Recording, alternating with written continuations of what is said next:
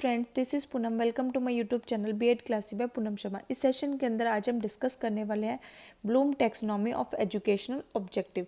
ये सेशन आपके लिए BEd first year and second year दोनों के लिए ही इम्पॉर्टेंट है। बीएड फर्स्ट ईयर में आपके टीचिंग पेपर में आता है और बीएड सेकेंड ईयर में आपके असेसमेंट फॉर लर्निंग पेपर 1 का टॉपिक है। बीएड सेकेंड ईयर में आपसे रिवाइज ब्लूम टैक्सोनॉमी पूछा जाता है। जब तक आपको ब्लूम टैक्सोनॉमी 1956 नहीं पता होगा तो आप रिवाइज ब्लूम टैक्सोनॉमी का टॉपिक आपको अच्छे से क्लियर नहीं होगा। तो सबसे पहले आपको ये सेशन देखना है, उसके बाद हम इस सेशन के बाद हम रिवाइज ब्लूम टैक्सोनॉमी को डिस्कस करेंगे। ओके, सेशन को स्टार्ट करते हैं। सेशन को स्टार्ट करने से पहले जो बच्चे मेरे चैनल पर नए आए तो जल्दी से चैनल को सब्सक्राइब कर दें ताकि आपको बीएड एग्जाम से इंपॉर्टेंट अपडेट क्लासेस के नोटिफिकेशन टाइम पर मिल जाए।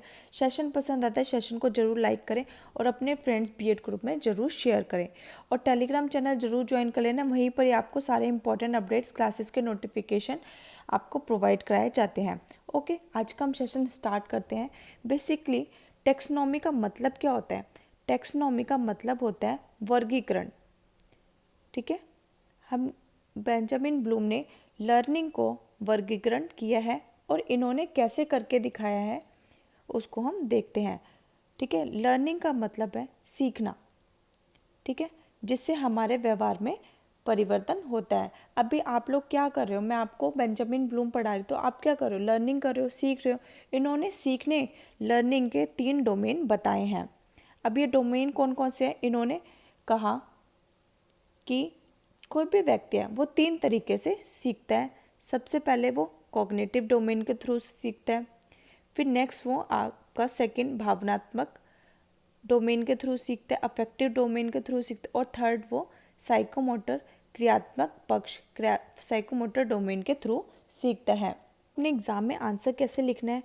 Bloom taxonomy of education objective. Taxonomy का मतलब भी क्या होता है? वर्गीकरण, क्लासिफिकेशन करना। ठीक है, इन्होंने अधिगम को 3 भागों में वर्गीकृत किया है। ठीक है, शिक्षण उद्देश्य वह शैक्षिक कार्य है जिसके द्वारा छात्रों के व्यवहार में परिवर्तन लाने का प्रयास किया जाता है। इसमें सबसे अधिक योगदान बेंजामिन ब्लूम ने दिया है। बेंजामिन ब्लूम यह अमेरिका के निवासी थे। इन्होंने शैक्षिक उद्देश्यों का 3 भागों में वर्गीकृत किया है। पहला भाग आपका, पहला पक्ष आपका ज्ञानात्मक पक्ष कॉग्निटिव डोमेन, सेकंड आपका भावनात्मक पक्ष अफेक्टिव डोमेन, और थर्ड आपका क्रियात्मक पक्ष साइकोमोटर डोमेन। बेंजामिन ब्लूम तथा उनके साथियों के द्वारा शिकागो विश्वविद्यालय में ज्ञानात्मक, भावनात्मक और क्रियात्मक तीनों पक्षों का वर्गीकरण प्रस्तुत किया है। 1956 में ब्लूम ने ज्ञानात्मक पक्ष का वर्गीकरण किया था। 1964 में ब्लूम ने करतवाल और मासिया ने भावनात्मक पक्ष का वर्गीकरण किया था और 1969 में सिम्पसन ने क्रियात्मक पक्ष का वर्गीकरण प्रस्तुत किया था। ठीक है, ब्लूम ने अपने साथियों के साथ मिलकर वर्गीकरण प्रस्तुत किया था, तो इसलिए इसे ब्लूम टैक्सोनॉमी कहा जाता है। टैक्सोनॉमी का अर्थ होता है वर्गीकरण को एक पद्धति। अब ब्लूम द्वारा वर्गीकृत 3 क्षेत्र। पहला क्षेत्र आपका फर्स्ट डोमेन है आपका ज्ञानात्मक पक्ष, जिसे हम कॉग्निटिव डोमेन कहते हैं।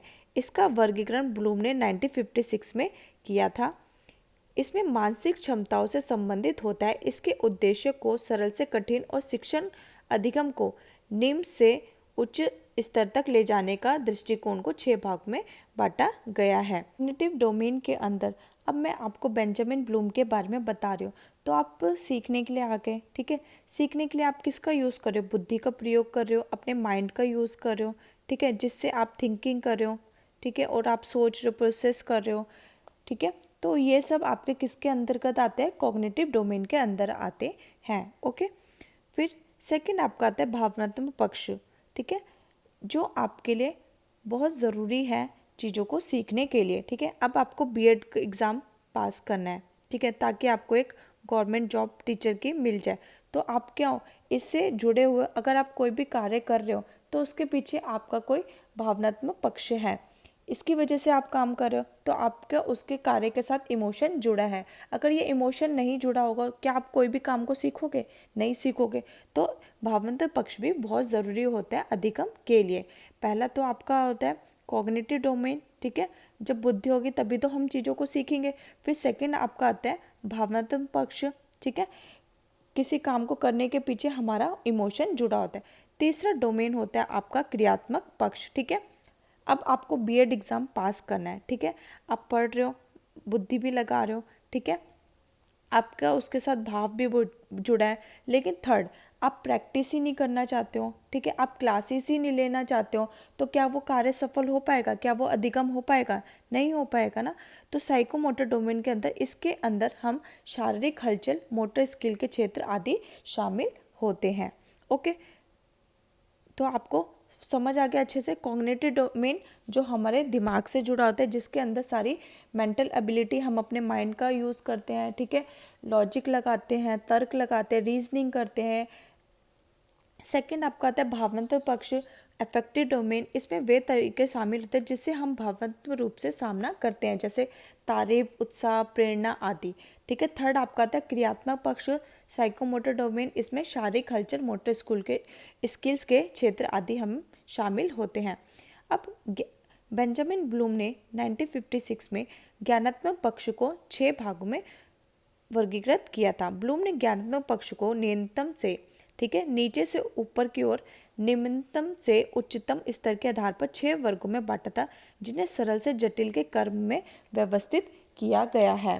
पहला आपका है नॉलेज, ज्ञान। सेकंड आपका है बोध, कॉम्प्रिहेंशन। थर्ड आपका है एप्लीकेशन। फोर्थ आपका है विश्लेषण। फिफ्थ आपका है संश्लेषण और सिक्स्थ आपका है मूल्यांकन। ओके, 6 भागों में ब्लूम ने इसको वर्गीकृत किया था, ज्ञानात्मक पक्ष को।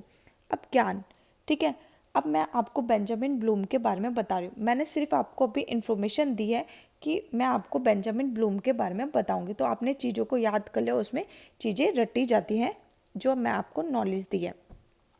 सेकंड, अब मैंने आपको बेंजामिन ब्लूम के बारे में समझाया, तो उसका बोध कराया, कॉम्प्रिहेंशन कराया, ठीक है।